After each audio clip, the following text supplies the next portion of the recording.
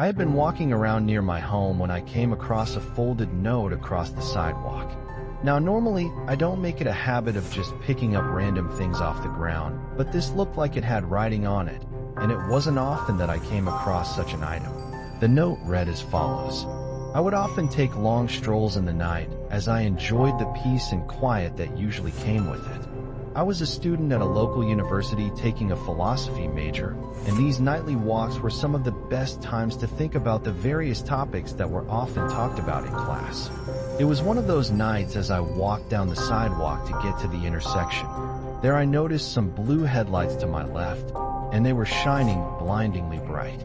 The car stopped at the intersection just before a stop sign, and I began to pass it going the other way on the sidewalk. What was so strange was they must have been stopped for a few minutes at the sign, and there were no other cars or people on the road. I couldn't see much of the driver or the car, so I wasn't sure of any detail about the vehicle. I got to the end of the block and turned again to go back around.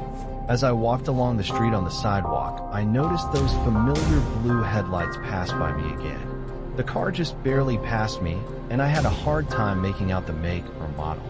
It was also too dark to see who the driver was or what they were doing. I thought maybe they were lost, distracted, or even intoxicated. I even considered stopping to help them if it was the former, but I decided against it, thinking it would probably be foolish. I got to the end of the street and went around again. By the time I got halfway down the street, I heard the sound of the car approaching behind me again, and I could see the blue lights shining onto the street as it approached. My uneasiness was getting to me, and I quickened the pace of my walking. Now I was a little more worried about not knowing what they were doing and the fact they were going just as slow as before. By this time I was pretty much ready to head home, so I didn't have to worry about it. So at the end of the street, I went to the left, hoping the car wouldn't appear again. I walked for a few feet until I heard the soft humming of a car engine, and I could see the reflection of the blue headlights on the street. At this point, I was pretty freaked out by the possibility that I was being followed for God knows what. So I decided I was going to either lead them astray, if that was true, or at least lose them by confusing them. I certainly didn't want to go home with them following me, as that might as well be possible suicide. I zigzagged several times throughout the area, occasionally losing them and then having them show up again.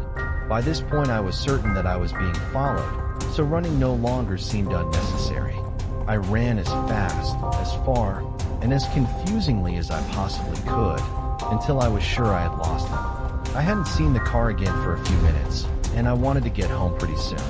This time I had to take a slightly longer route, different from the one that I usually take. This route was a long road through the countryside with ranches on one side and neighborhoods on the other. Other roads would sometimes join the path along the way, but my house was just a straight shot down this path. That night, just like the rest of the area, the roads were eerily quiet and everybody else was most likely still in their homes. Once again I was on my own, and I just hoped that the car wouldn't somehow pop up again.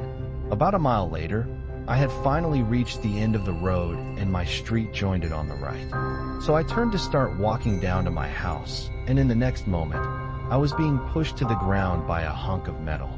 At this point, I must have been out for a while. When I woke up, it was dark and it took me a few moments to realize that I was in the trunk of a car. I could barely move between the small size of the trunk and the injuries I must have sustained from the impact of the car.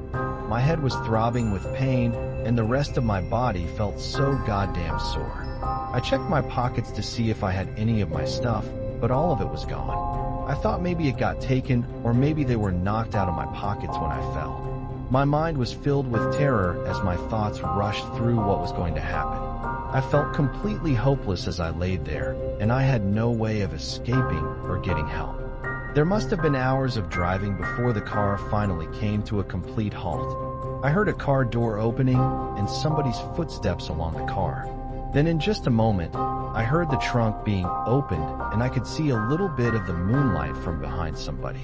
They were looking directly at me while wearing a mask. I tried as quickly as I could plead with him or her or whoever it was. Please just don't hurt me. Don't fucking kill me, please. He didn't say anything or do anything, not even a flinch. He just stood there and stared at me with those eyes of his, those menacing eyes behind a bizarre sackcloth mask. Then, in a quick moment, I could feel a slug of pain across my face as he knocked me out. When I woke up again, my vision was all blurry due to just waking up and the side effects of getting smacked. I tried to look around, and it seemed like I was inside a warehouse of some kind. Strangely, the room that I was in didn't seem to be any bigger than the average bedroom of a home. It suddenly occurred to me that I was lying in a cot, and a bucket sat next to it. I noticed a steel door across from me, and I slowly crawled my way towards it from the cot. As I got closer, I noticed there was no door handle, and no matter how hard I pushed the door, it didn't budge.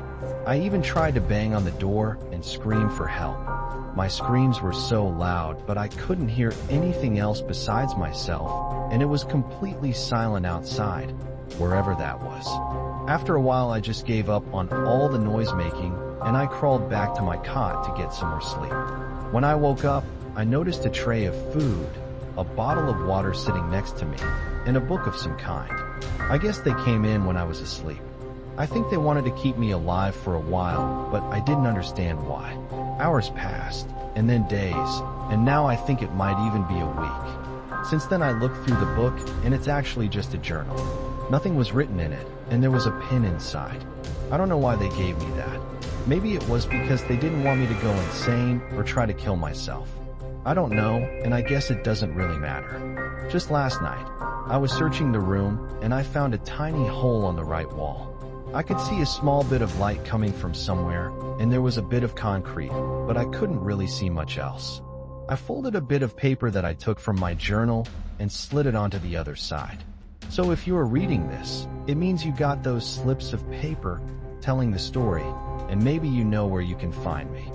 By the time I had finished reading, I wasn't sure if it was just a stupid prank or not, but I figured I shouldn't take any chances. So I took it to the police, and they claimed they'd look into it. I haven't seen or heard from them since, so I suspect nothing has come of it. Whatever the case may be, nowadays I always try to be careful when I'm out by myself. Written by Gabe M. Seldry. Content is available under CC by SA.